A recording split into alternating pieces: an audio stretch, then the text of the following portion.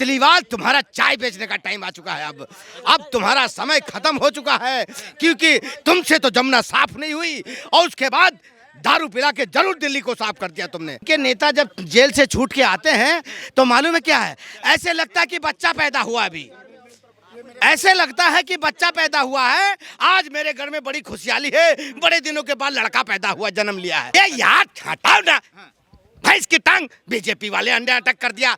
जब देखो उसको पानी ला रही थी बेचारी पिलाने के लिए, वो गिर गई। बताओ, वे बीजेपी वाले आ गए, बीजेपी वाले आ गए। कौन बनेगा हमारे देश का प्रधानमंत्री? क्या राहुल गांधी बनेंगे? तो आ गए ना मोदी जी, वहां से गुजरात से आ गए ना। इसी तरह आप सोच लो कि कौन बनेगा दिल्ली का मुख्यमंत्री। समय आने पे तय करेगा दिल्ली की संतरी। दिल्ली की जनता ने जो सम्मानजनक वोट देकर के भारतीय जनता पार्टी की 7 लोकसभा सीटें उनकी झोली में डाल के ये संकेत देने का काम किया है कि आने वाले 2025 में विधानसभा के चुनाव केजरीवाल को इस बार दिल्ली की जनता बिल्कुल जाने वाली है और बिल्कुल जाने वाली है, क्योंकि दिल्ली की जनता से जो उन्होंने अब से पहले जब पहली बार वो मुख्यमंत्री बने थे, उन्होंने आंदोलन करने के बाद 1-1 रुपये से चंदा कर करके लोगों से ये कहा था कि मुझे 1 रुपया भी दो और वोट भी दो। मैं दिल्ली की जनता के साथ हर संभव तरीके से जो मेरे से बेहतर होगा मैं काम करूँगा, जो वादे करूँगा पूरे करूँगा। लेकिन वो 3 बार मुख्यमंत्री रहे हैं, लेकिन जितने भी उन्होंने वादे करे हर वादे में वो नाकाम रहे हैं। और जब उन्होंने पहले मुख्यमंत्री बनने के बाद शपथ ली थी, उन्होंने कहा था कि मैं एक आम आदमी पार्टी का मेरा नाम है, मैं एक आम आदमी पार्टी की तरह दिल्ली की जनता की सेवा करूंगा, कोई सिक्योरिटी नहीं लूँगा, कोई बंगला नहीं लूँगा। वही मुख्यमंत्री जो जनता से वादा करता है वही सिक्योरिटी ले लेता है, वही बंगला ले लेता है। तो दिल्ली की जनता को जो भ्रमित करके गुमराह करके उन्होंने 3 बार मुख्यमंत्री पद पर काम किया है, दिल्ली की जनता को बेहाल कर दिया है। दिल्ली की जनता कहाँ से कहाँ आ गई, ये दिल्ली की जनता आने वाले 2025 विधानसभा चुनाव में जवाब देने वाली है। मैं बहुत परेशान हूँ। किससे परेशान है? मैं बहुत परेशान हूँ। मैं करूँ तो क्या करूँ इस केजरीवाल का? केजरीवाल नहीं है, केजरीवाल है, एक पूर्व मुख्यमंत्री रह गए हैं। सही से नाम लीजिए। जो भी वाल है पर सब वाल बेकार है।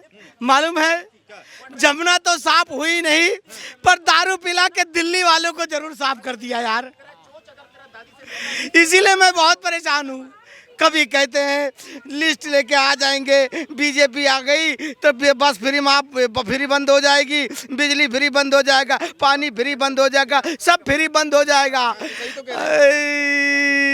कब तक फ्री चलेगी ये? कब तक चलेगी फ्री ये? कब तक जनता को बरगलाओगे तुम? तुम्हारा समय खत्म हो चुका है केजरीवाल, तुम्हारा चाय बेचने का टाइम आ चुका है। अब तुम्हारा समय खत्म हो चुका है, क्योंकि तुमसे तो जमुना साफ नहीं हुई और उसके बाद दारू पिला के जरूर दिल्ली को साफ कर दिया तुमने। दारू जो एक के साथ एक फ्री नहीं मिल रही थी, अब वो नहीं मिल रही, तो इसलिए परेशान है क्या? नहीं परेशान, अरे यार कमाल हो गया। बेचारे आज भी कहते हैं अपने बीवी के गहने रख के कहते हैं कि मेरे को अभी एक में गुजारा नहीं हो रहा है। हाँ, एक में गुजारा नहीं हो रहा है। बोले क्या करेगा तू? अब तो मैंने दोनों कंगन दे दिए हाथों के, अब करेगा तो क्या? हे केजरीवाल, तेरा हो कल्याण, तूने क्यों लाया दारू फ्री? ऐसे महिलाएं बोल रही हैं। बताओ, उसकी आदत पड़ गई। केजरीवाल की सरकार क्या सनातन को टारगेट करती? दीपावली पटाखे मत फोड़िए। बड़ी समस्या की बात है, बहुत समस्या की बात है। इनके नेता जब जेल से छूट के आते हैं तो मालूम है क्या है, ऐसे लगता है कि बच्चा पैदा हुआ अभी, ऐसे लगता है कि बच्चा पैदा हुआ है। आज मेरे घर में बड़ी खुशहाली है, बड़े दिनों के बाद लड़का पैदा हुआ, जन्म लिया है। इस तरह के इनके नेता जब जेल से छूट के आते हैं तो बूम बूम पटाखे छोड़ते हैं। और जब दिवाली का शुभ अवसर आता है, सनातनियों का एक धूमधाम त्योहार मनाने का, कि राम प्रभु हमारे अयोध्या वापस आए हैं, उसके बाद हम दिवाली का त्योहार मनाते हैं, तो ये क्या कहते हैं, बच्चों की खुशियाँ छीन लो, बच्चे छुरछुरियां ना फोड़े। अब बच्चे पर कल को सांस लेने में उनको दिक्कत होगी, काहे नहीं समझ रहे? सांस लेने, अब इनके जब नेता जेल से छूट के आते हैं तब क्या सांस लेने के तब उस टाइम तो नहीं सोचते? तो क्या सबको टॉनिक पिला के आते हैं, दारू पिला के आ जाते हैं क्या? लो टॉनिक पी लो, उसके बाद में पटाखे फोड़ने वाले हूं मैं। इनकी तो पंचर होगा, पंचर करेगी जनता इनको। और अभी आपको मालूम है तुमको, अभी किसी जगह ये गए थे, वहां एक महिला पानी लेके आ रही थी कि मैं जब तू मुझे गंदा पानी पिला सकता है तो तू भी निपटा ले इसको।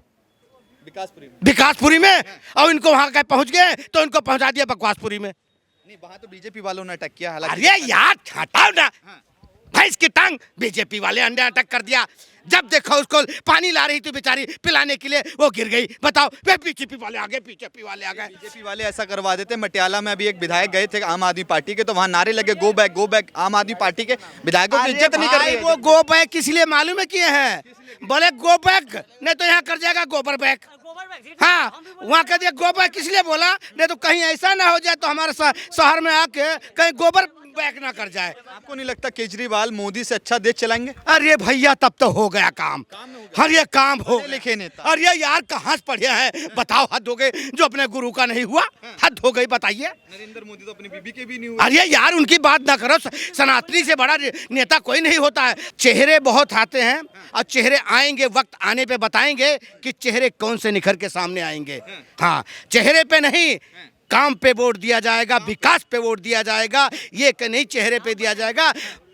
जब वक्त आएगा तो वो चेहरा भी सामने ले आएंगे।